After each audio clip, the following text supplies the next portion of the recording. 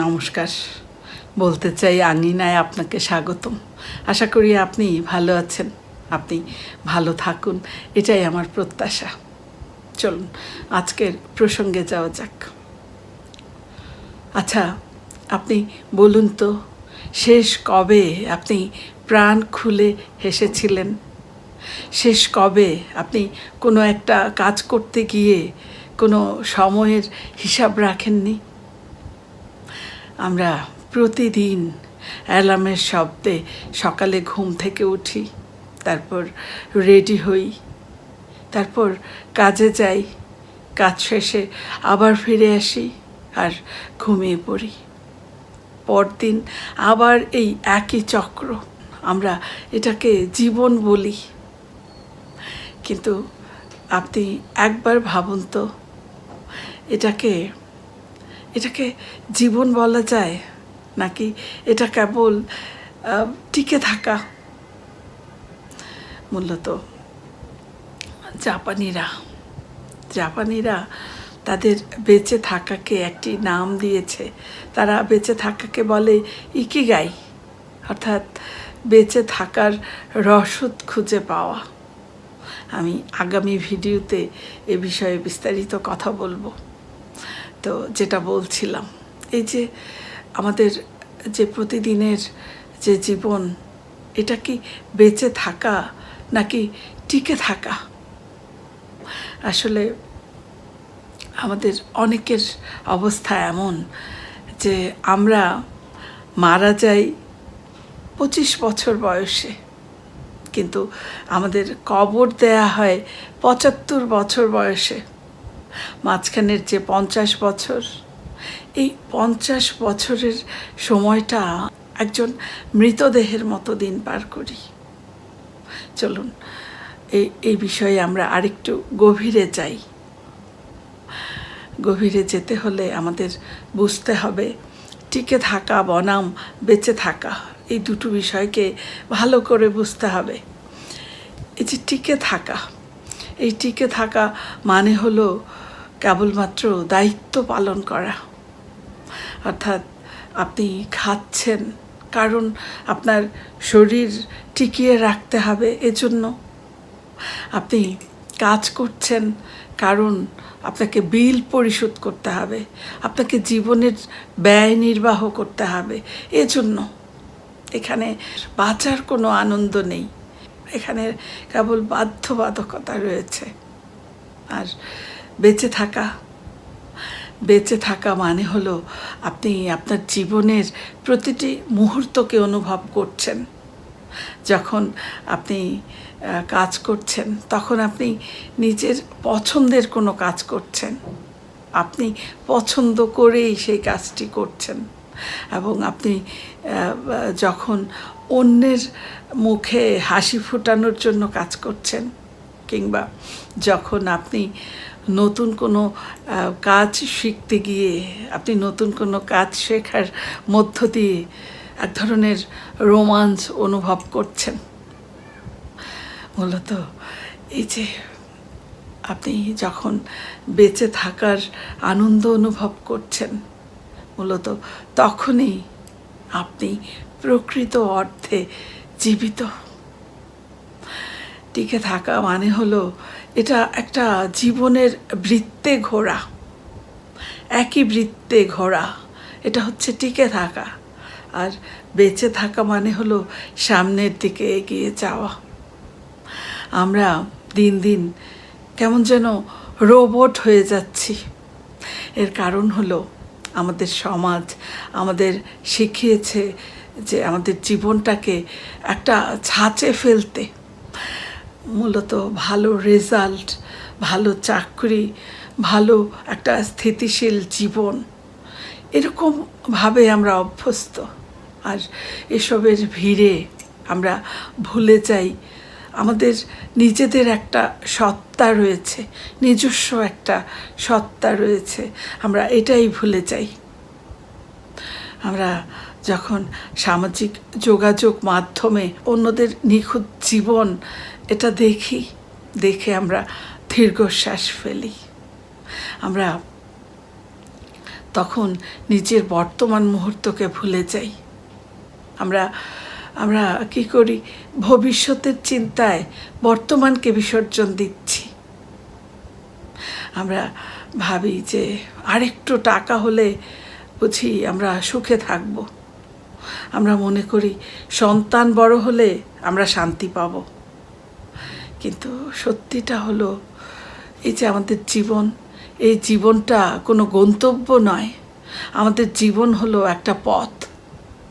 আর এই পথে চলতে চলতেই আপনাকে ফুল দেখতে হবে, আপনাকে আকাশ দেখতে হবে। কারণ আপনি যদি জীবনটাকে গন্তব্য ভাবেন, তাহলে সেই গন্তব্যে পৌঁছে আবারও যে আপনি নতুন কোনো সমস্যার সম্মুখীন হবেন না, তার কোনো গ্যারান্টি কিন্তু নেই।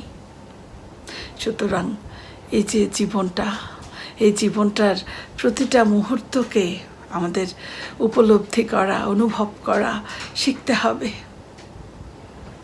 আমরা যদি আমাদের জীবনটাকে মনে করি যে আমরা শুধু টিকে আছি, আর এই জীবনের এই যে এই উপলব্ধির আমরা পরিবর্তন চাই, তাহলে কি করব? আপনি যদি ভেতর থেকে অনুভব করেন যে আপনি শুধু দিন পার করছেন, আর এই যে অনুভূতিটা দিন পার করছেন, আপনি যদি এটিকে পরিবর্তন করতে চান, তাহলে আপনাকে আমি 3টি উপায় বলছি। আপনি এটা আপনার জীবনে প্রয়োগ করতে পারেন। প্রথমত, আপনি প্যাশনকে সময় দিন। অর্থাৎ আপনার যা করতে ভালো লাগে, হতে পারে সেটা রান্না করতে আপনার হয়তো ভালো লাগে, হতে পারে আপনার লেখালেখি করতে ভালো লাগে, কিংবা বাগান করতে। অর্থাৎ আপনার যা করতে ভালো লাগে, আপনি অন্তত দিনে 20 মিনিট সেই কাজটি করুন। কারণ এটা আপনার আত্মার খাবার, এটা আপনার আত্মাকে শান্তি দেয়। এরপর আপনি বর্তমানকে উপভোগ করুন। যখন আপনি খাচ্ছেন, আপনি খাবারের স্বাদ অনুভব করুন, স্বাদ নিন। আপনি যখন হাঁটছেন, তখন আপনি চারপাশটাকে ভালো করে দেখুন। মোবাইলের স্ক্রিন থেকে চোখ সরিয়ে আপনি বাস্তবের দিকে তাকান। এরপর আপনি যেটা করবেন সেটা হচ্ছে না বলতে শিখুন। যে কাজ বা যে মানুষগুলো আপনার বর্তমান মানসিক প্রশান্তি কেড়ে নিচ্ছে, আপনি সেই কাজকে, সেই মানুষগুলোকে আপনি বিনয়ের সাথে, সাহসের সাথে না বলতে শিখুন। কারণ না বলতে পারা এটা একটা জরুরি দক্ষতা। আপনি এই জরুরি দক্ষতা অর্জন করুন। চলুন একটা উদাহরণ দেখি আমরা। ধরুন, দুজন মানুষ একই পথ দিয়ে প্রতিদিন অফিসে যান। প্রথমজন পথে বেরিয়ে ঘড়ির কাঁটা দেখতে শুরু করেন, আর মনে মনে ভাবেন যে কখন অফিসে পৌঁছাবেন। রাস্তায় যদি জ্যাম থাকে, বিরক্ত হয়ে মনে মনে ভাবেন যে কেন জ্যামে পড়লাম। তারপর ত্যক্ত বিরক্ত হয়ে অফিসে পৌঁছান একেবারে ক্লান্ত শরীরে, আর মনটাও তখন একদম বিষাদগ্রস্ত থাকে। তারপর কিছুক্ষণ যেতেই আবারও ঘড়ি দেখা শুরু হয় যে কখন অফিস টাইম শেষ হবে, তিনি বাড়ি ফিরবেন। মূলত এই যে তার যে দিনটা কাটে, এটা তিনি কেবল দিন পার করছেন। আর দ্বিতীয়জন সেই জ্যামে বসে তিনি কি করেন, তিনি হয়তো জানালা দিয়ে বাইরে তাকিয়ে একচিলতে আকাশটা দেখেন, কিংবা মানুষজন কিভাবে যাচ্ছে বা মানুষজনকে দেখেন, অথবা হেডফোন দিয়ে হয়তো পছন্দের কোনো গান শোনেন, কিংবা পাশে বসা যে অচেনা মানুষটি, তার দিকে তাকিয়ে সৌজন্যমূলক হাসি বিনিময় করেন। মূলত এই যে মানুষটি, দ্বিতীয়জন, তিনি জ্যামে বসে এটা বোঝেন যে এই এটা তার হাতে নেই, কিন্তু এই মুহূর্তের যে প্রশান্তিটুকু এটা তার হাতে আছে। এই জিনিসটা তিনি বুঝতে পারেন, আর এ কারণে তিনি যখন অফিসে পৌঁছান তখন তার মধ্যে থাকে এক ধরনের সজীবতা।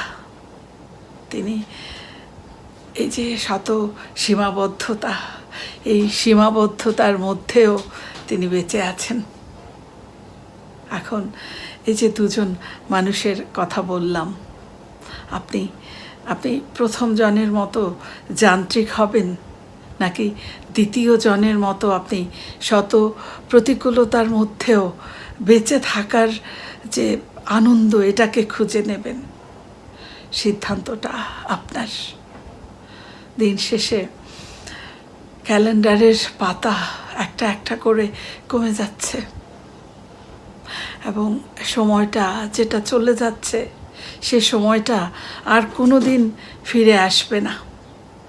আজ তাই আপনি নিজেকে প্রশ্ন করুন, আপনি নিজেকে প্রশ্ন করুন যে আমি কি এই যে আজকের দিনটা পার করলাম, আমি কি আজকে বেঁচে ছিলাম? যদি উত্তর না হয় তাহলে আপনি হতাশ হবেন না, কারণ আগামীকালও একটি নতুন সূর্য উঠবে। আপনি আগামীকালের নতুন দিনটিকে শুধু পার করার জন্য নয়, আপনি সেই দিনটিকে জয় করার জন্য গ্রহণ করুন। আপনি মনে রাখবেন যে ঘড়ির কাঁটা সেকেন্ড গোনে, কিন্তু আমাদের জীবন গোনে যে আমরা কতগুলো মুহূর্ত মন থেকে অনুভব করেছি। অসংখ্য ধন্যবাদ আপনাকে এতক্ষণ আমার সাথে থাকার জন্য। যদি ভিডিওটি ভালো লাগে আপনি শেয়ার করে ছড়িয়ে দিন, আর সাবস্ক্রাইব করে বলতে চাই এর পাশেই থাকুন। আবারও কথা হবে নতুন কোনো অনুভব নিয়ে অন্য কোনো দিন। ততক্ষণ আপনি খুব ভালো থাকুন আর সুস্থ থাকুন, আর আগামী দিন থেকে শুধু টিকে থাকার জন্য নয়, আপনি বাঁচতে শুরু করুন।